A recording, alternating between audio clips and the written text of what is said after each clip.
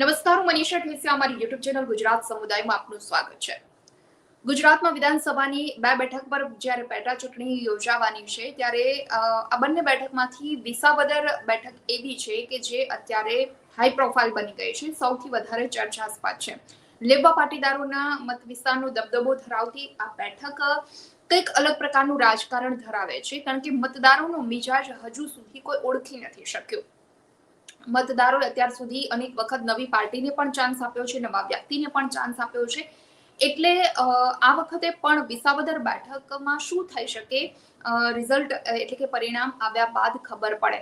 કારણ કે મતદારોનો મિજાજ ઓળખવો મુશ્કેલ એટલા માટે છે કે ઘણી બધી વખત અલગ અલગ ઉમેદવારોને ચાન્સ આપ્યા છે, મતદારોએ અલગ અલગ પાર્ટીને પણ ચાન્સ આપ્યા છે. ભાજપ માટે આ બેઠક જીતવી અઘરી એટલા માટે છે, 18 વર્ષથી ત્યાં વનવાસ છે. ગત ચૂંટણીમાં કોંગ્રેસને માત્ર 11% આસપાસ મત મળ્યા હતા, એટલે કોંગ્રેસ માટે પણ અઘરું છે. આમ આદમી પાર્ટીને ગત ચૂંટણીમાં આ બેઠક પર વિજય મળ્યો હતો, પરંતુ ભૂપત ભાયાણી કે જેને ભાજપનો ખેસ ધારણ કરી લીધો અને જેના કારણે જ ક્યાંક આ બેઠક ખાલી પડી અને પેટા ચૂંટણી યોજાઈ રહી છે. પરંતુ આ બેઠક પર સૌથી વધારે ચર્ચા એટલા માટે થાય છે કારણ કે આ બેઠક કબજે કરવા માટે ત્રણ ધારાસભ્યોને ભાજપે લેવા પડ્યા છે. જેની વિસ્તારથી આપણે વાત કરીએ તો ભાજપે આ બેઠક કબજે કરવા કેશુભાઈ સાથે સૌથી પહેલા તો સમાધાન કર્યું.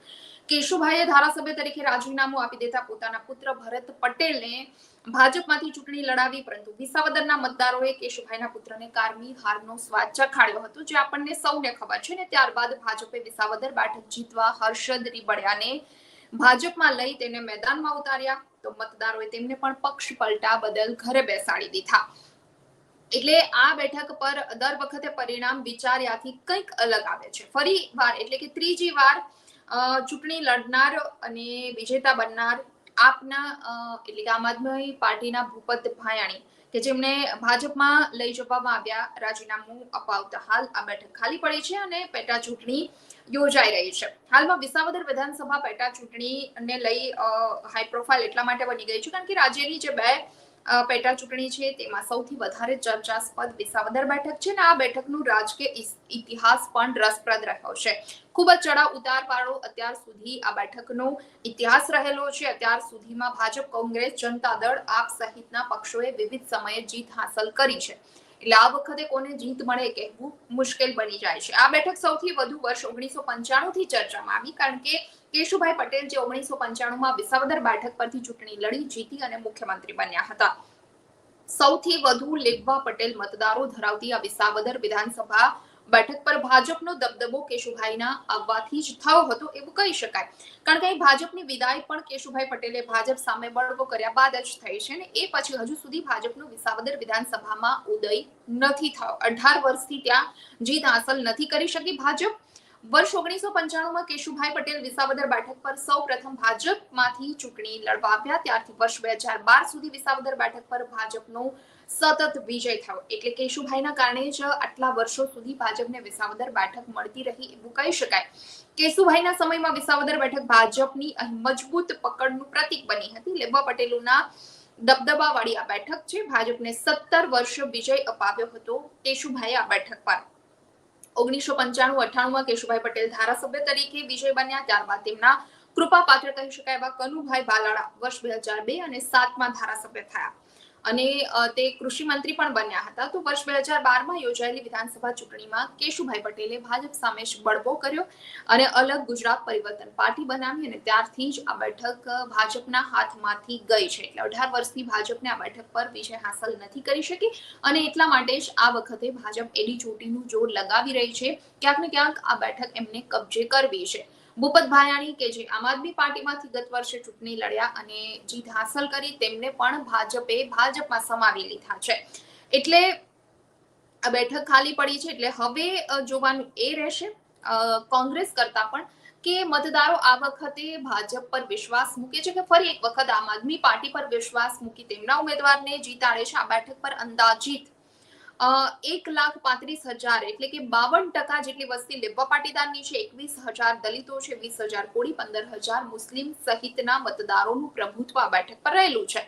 એટલે વિસાવદર બેઠક પર લેવા પાટીદાર સમુદાયની મોટી વસ્તીના કારણે ચૂંટણીમાં પાટીદાર ઉમેદવારો અને ખેતીને લગતા મુદ્દાઓ હંમેશા ચર્ચામાં રહે છે અને એ જ એમના પાયાના પ્રશ્નો ગણી શકાય એવું કહી શકાય.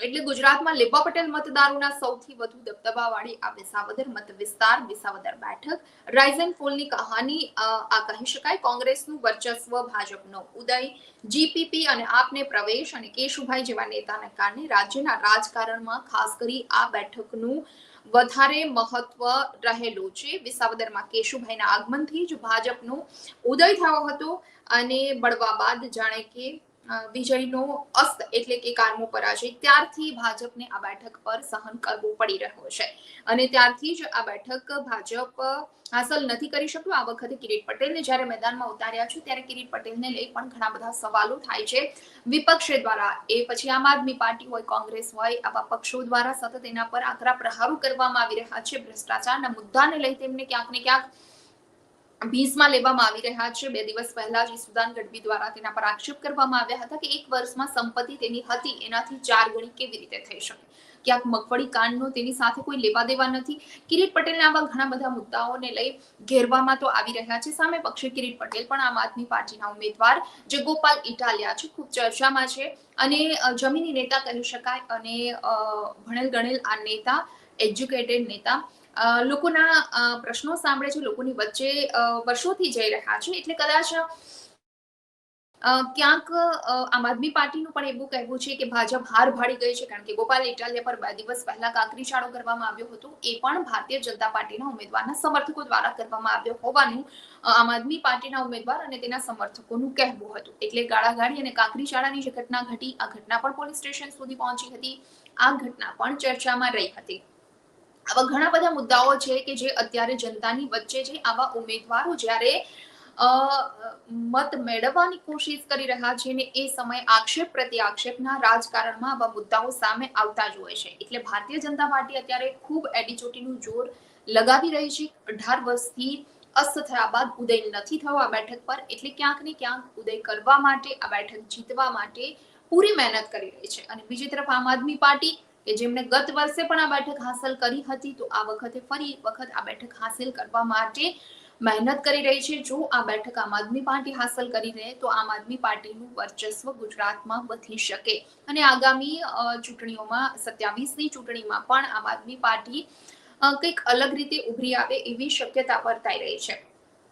અફવાઓ એવી પણ સામે આવી હતી, સમાચાર પત્રોમાં એવા પણ ન્યૂઝ મળ્યા હતા કે કોંગ્રેસ છે એ ક્યાંક ને ક્યાંક આમ આદમી પાર્ટીને હરાવવા માટે ન માત્ર પોતે હારે કે પોતે જીતવા માટે મહેનત નથી કરી રહ્યા, પરંતુ આમ આદમી પાર્ટીને હરાવવા માટે ક્યાંક કોંગ્રેસ છે એ ભાજપનો સાથ આપી રહી છે. હવે આ વાતમાં સત્ય કેટલું છે એ તો જનતાને ખબર, એ કોંગ્રેસને ખબર.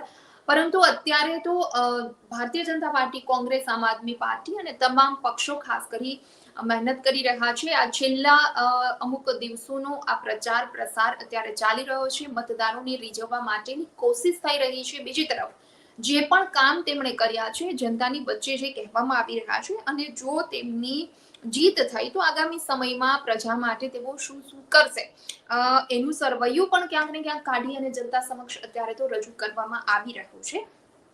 એટલે એવું કહી શકાય કે કેશુભાઈ પટેલના આગમનથી, કેશુભાઈ પટેલ થકી ભાજપને આટલા વર્ષો સુધી, 17 વર્ષ સુધી વિસાવદરમાં શાસન મળ્યું. પરંતુ જેવું જ કેશુભાઈ પટેલે બળવો કરી ગુજરાત પરિવર્તન પાર્ટી અલગ બનાવી, એટલે ભારતીય જનતા પાર્ટી સામે જ્યારથી બળવો કર્યો છે વર્ષ 2012ની વિધાનસભા ચૂંટણી વખતે, અને ત્યારથી જ ભારતીય જનતા પાર્ટીના હાથમાંથી આ બેઠક ગઈ છે અને ત્યારથી લઈ આજ દિન સુધી આટલા વર્ષોમાં હજુ સુધી ભારતીય જનતા પાર્ટીનો ત્યાં વિજય નથી થયો.